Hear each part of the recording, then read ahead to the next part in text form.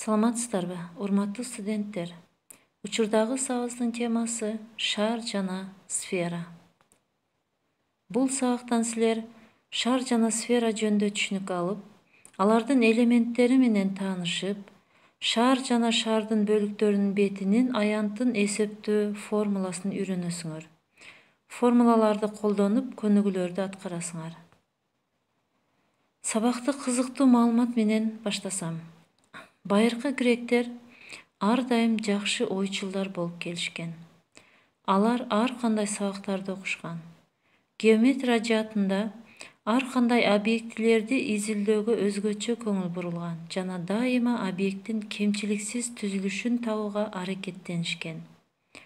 Алар жаратылышта көптөгөн мөмө-жемиштер бирдей түзүлүштө экендигин байкашкан. Мисалы апельсин, дарбыз, карагат жана башкалар. Ошондой эле түзүлүштө же ага жакыныраак күн системасынын планеталары да бар.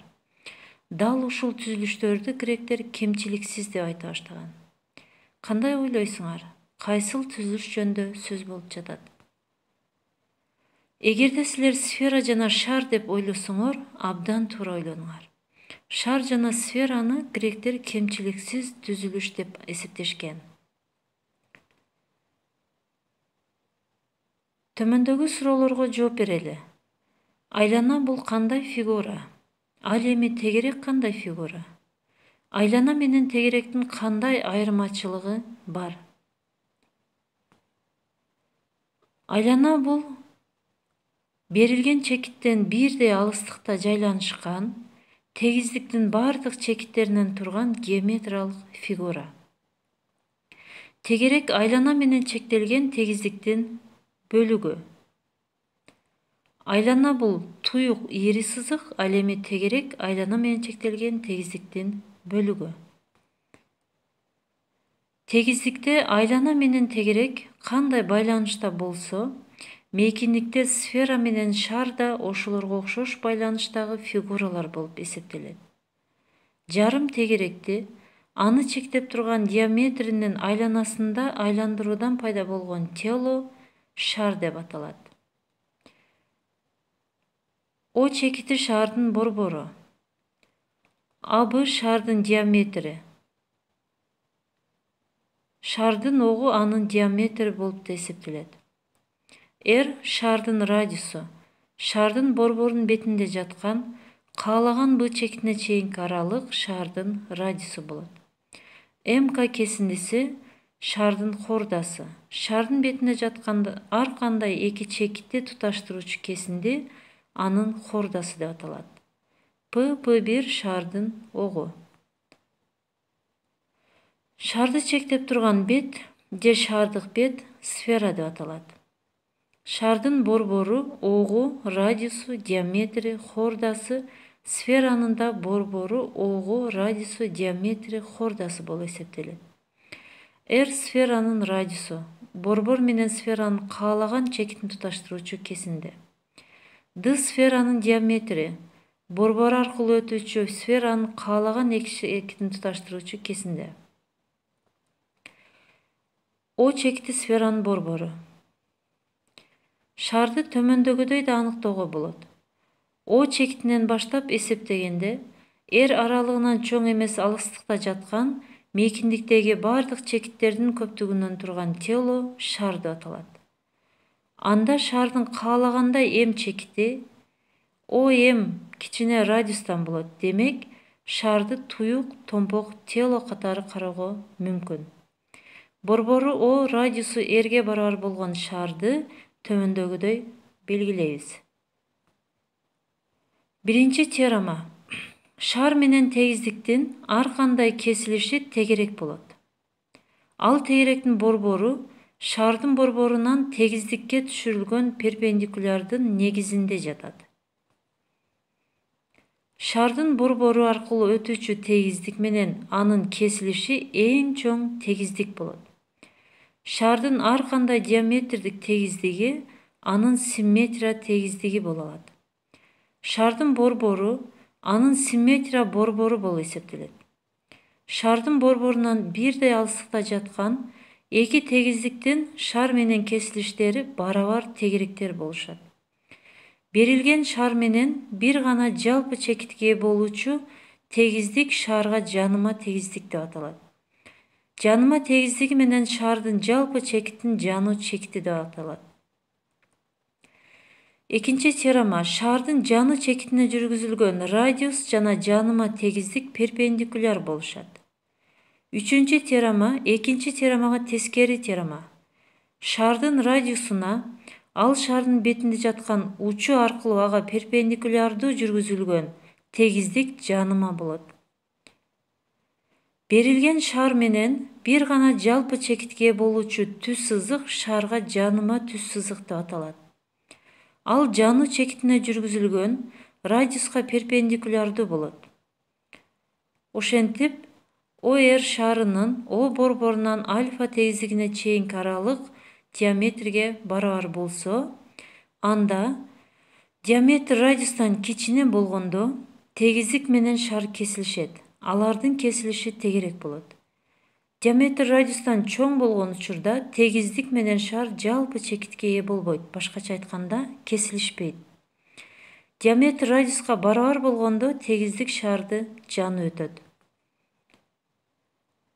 Тегиздик аркылуу бөлүнүп алынган шардын бөлүгү шардык сегмент деп аталат. Шардын АБС бөлүгү шардык сегмент болот. Шардык сегменттин бети сфералык сегмент деп аталат. Демек, шардык сегменттин бети сфералык сегменттен жана тегеректен турат. Шарды кесип өтүүчү параллель эки тегиздиктин арасындагы шардын бөлүгү шардык катмар деп аталат. Сфераны кесип өтүүчү параллель эки тегиздиктин арасындагы сферанын бөлүгү шардык алкак деп аталат. Аны шардык катмардын каптал бети деп атайбыз. Тегеректик секторду анын диаметринин айланасында айландыруудан пайда болгон айлануу телосу шардык сектор деп аталат. Шардын бетинин аянты 4πr квадратка барабар. Пи 3,14 барабар экендигин билебиз.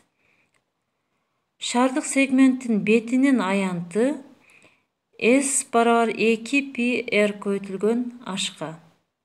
Шардык сегменттин толук бетинин аянты 2πr көбөйтүлгөн h кошулган πr квадратка. Шардык катмардын каптал бетинин аянты 2πr көбөйтүлгөн h-ка барабар. H шардык катмардын бийиктиги. Анын толук бетинин аянты 2πr көбөйтүлгөн h кошулган πa квадрат кошулган πb квадрат формуласы аркылуу аныкталат. А, Б шардык катмардын негиздеринин радиустары. Жөнөкөй шардык сектордун бети шардык сегменттин бетинин жана конустун каптал бетинин суммасынан турат. Ошондуктан анын бетинин аянты S барабар πr каша ичинде 2h кошулган ага барабар. H шардык сегменттин бийиктиги. А конустун негизинин радиусу. R шардын радиусу. S жөнөкөй шардык сектордун бетинин аянты. Теманы түшүнсөңөр, темага карата маселе чыгаралы. Эгерде шардын радиусу 6 см болсо, анын чоң тегерегинин аянтын, чоң тегеректин айланасынын узундугун тапкыла. Биринчи маселе. Экинчи маселе, шардын радиусунун ортосу аркылуу ага перпендикулярдуу тегиздик жүргүзүлгөн. Кесилиштен пайда болгон тегеректин аянтынын чоң тегеректин аянтына болгон катышын тапкыла.